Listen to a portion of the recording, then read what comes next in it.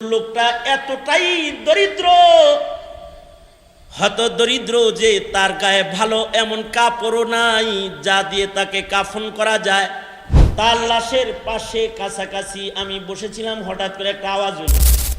দেখলাম তার লাশের নিকটবর্তী একটা ভালো জায়গার উপরে ধবধবে দুটি এহরামের চাদরকে যেন ছেড়ে দিয়ে গেল।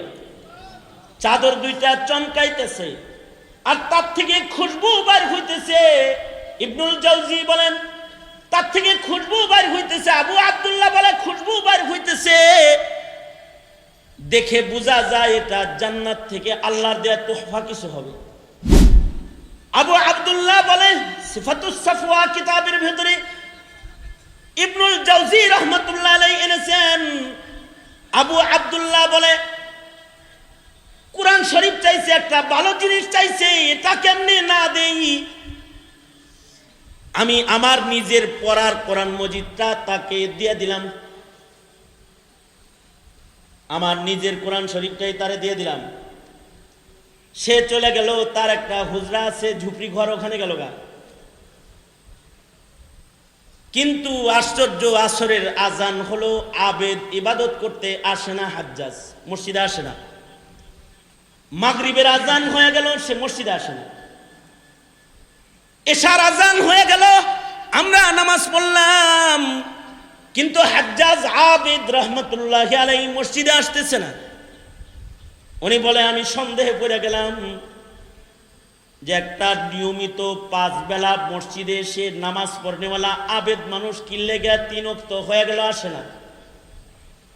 সন্দেহ করে আমি তার ঘরে এশার নামাজের পরে চলে গেলাম, তাকে দেখতে গেলাম।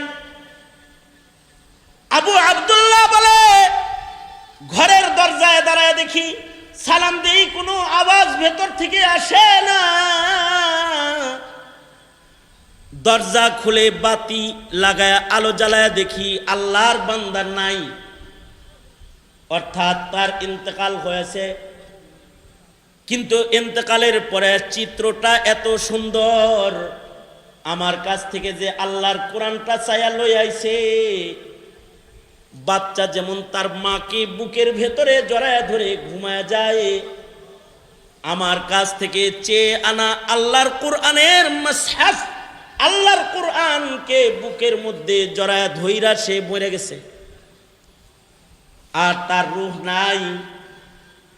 কিন্তু লোকটা এতটাই দরিদ্র, হত দরিদ্র যে তার গায়ে ভালো এমন কাপড়ও নাই যা দিয়ে তাকে কাফন করা যায়। রাতের গভীরে মানুষ কোথায় পাবো আমি? একা একা গোসল কেমনে দিব?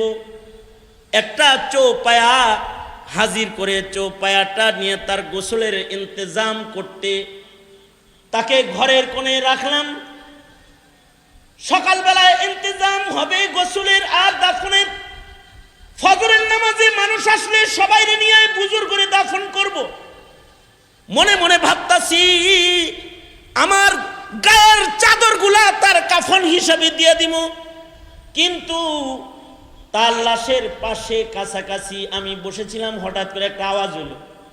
দেখলাম তার লাশের নিকটবর্তী একটা ভালো জায়গার উপরে ধবধবে দুটি এহরামের চাদরকে যেন ছেড়ে দিয়ে গেল।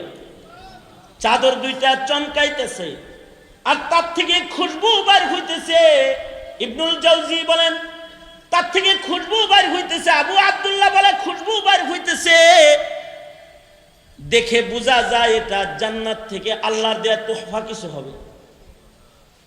ভাবলাম কাফন তো হয়ে গেল, আল্লাহর বান্দারে আল্লাহ কাফন কুদরতি ভাবে দিয়ে দিল, আমার কাপড় আর তাকে দিতে হবে না। ফজরের নামাজে দাঁড়ায় গেলাম মসজিদে। আবু আব্দুল্লাহ বলে আমি যখন মসজিদে নামাজ পড়াইতেছি, নামাজের পরেই বুজুর্গ গোসল দিব, তাকে দাফন করব। আশ্চর্য, নামাজ শেষ করলাম, নামাজ শেষ করে পেছনের দিকে তাকায় দেখি অন্যান্য দিন যে পরিমাণ মানুষ ফজরের নামাজে হয় অতটুকুন মানুষ না, বহু মানুষ আজকে ফজরের নামাজে আমার পেছনে হাজির হয়েছে। আশ্চর্য বিষয় হলো জমানার 4 জন বড় বুজুর্গ দেখি, আবু আব্দুল্লাহ বলে দেখি 4 জন ওলি আমার পেছনে নামাজ পড়তেছে। তার ভেতরে একজন হলো মালিক ইবনে দিনার রহমতুল্লাহ আলাইহি, আর একজন হলো সালেহ বুনানি রহমতুল্লাহ আলাইহি, হাবিবে ফারসি রহমতুল্লাহ আলাইহি, এরকম আরো এক বুজুর্গ সহকারে মুররি রহমতুল্লাহ আলাইহি, 4 বড় বুজুর্গ আমার পেছনে নামাজ পড়তেছে। আমি তাদেরকে বললাম, আপনারা কোত্থেকে আইলেন, কি জন্য আইলেন? দেখলাম নামাজ পড়তেছে এবং তাদের সবার হাতে এক সেট করে কাফনের কাপড় আছে। জিজ্ঞাসা করলাম, আপনারা কেন আসছেন? আজকে যখন ঘুমাইছিলাম মাঝরাতে স্বপ্নে দেখি আল্লাহর পক্ষ থেকে এলান হচ্ছে, আমার একটা পেয়ারা হাজ্জাজ আবেদ, যাকে আমরাও চিনি, সে ইন্তেকাল করেছে তোমার মহল্লায়। ফজরের পরে তার গোসলের জিম্মা আমাদের, কাফন দেওয়ার জিম্মা আমাদের, তাই আইছি। মালিক ইবনে দিনার কিন্তু সাধারণ মানুষ না। মালিক ইবনে দিনারও ইবাদত করতে করতে এত উঁচু পায়া, একদিন নৌকাওয়ালা ওনাকে বেয়াজ্জতি করছে, আর উনি আল্লাহ দিরহাম দাও, বেয়াজ্জতি করলো আমাকে। উনি মুরাকাবার হালতে ছিলেন, পকেটে হাতায় টাকা পায় না। নৌকাওয়ালা মনে করছে টাকা সারা জাহাজে উঠছে, ঘাড়ে ধাক্কা দিছে, আর উনি কয় আল্লাহ দিনার দেন। তো ফরিদুদ্দিন আত্তার রহমতুল্লাহ আলাইহি উনি বলেন যে পানির নিচ থেকে মাছ দিনার ঠোঁটে লইয়া পানির উপরে উঠছে, বলে মালিক না, ওই যে অনেক দিনার আইছে।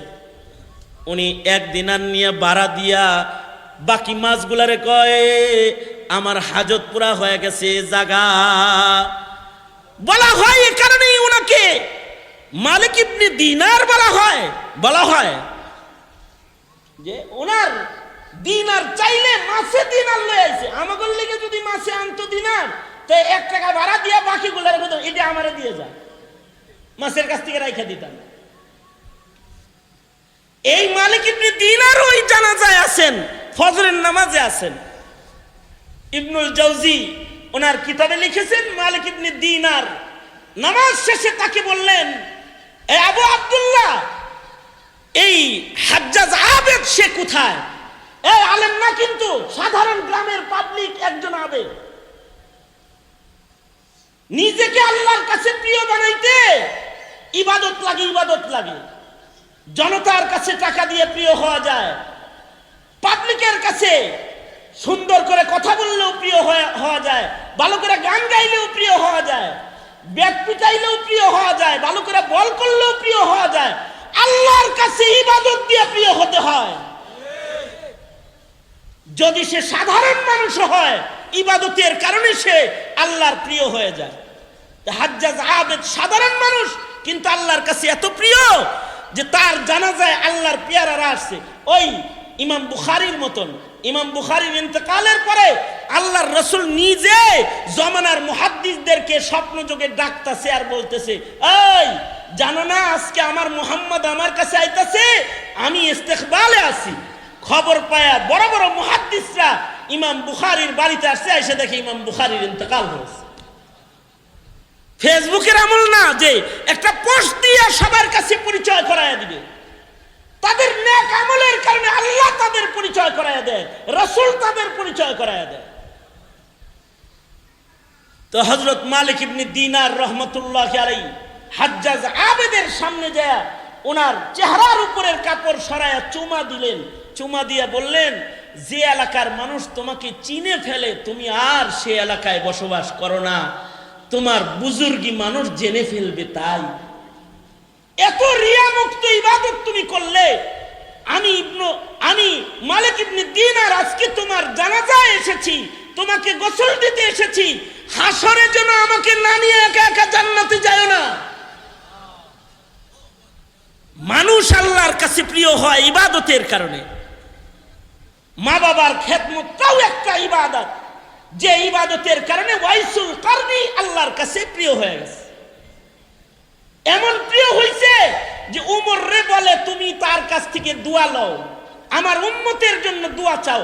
তার মানে এটা না যে ওয়াইসুল কারনির মূল্য উমরের চাইতে বেশি হয়েছে, তা না। কিন্তু নবীর সবচেয়ে আদনা সাহাবীকে যদি একদিকে রাখা হয়, আর এমন ওয়াইসুল কারনির মতো শত শত ওয়াইসুল কারনি যদি আর একদিকে রাখা হয়, উমর ইবনে আব্দুল আজিজের মতো তাবিকে যদি আর একদিকে রাখা হয়, একজন সাহাবীর মূল্য দুনিয়ার সব তাবিকে দিয়া একজন সাহাবীর মূল্য আদায় করা সম্ভব হবে না। সাহাবীর আসল অর্জনটা কি? সাহাবীর আসল অর্জন হলো অনেক নামাজ, অনেক রোজা, অনেক সাদকা, অনেক খায়রাত না। সাহাবীর আসল অর্জন হলো ইমানের সাথে রাসূল এক নজর দেখছে।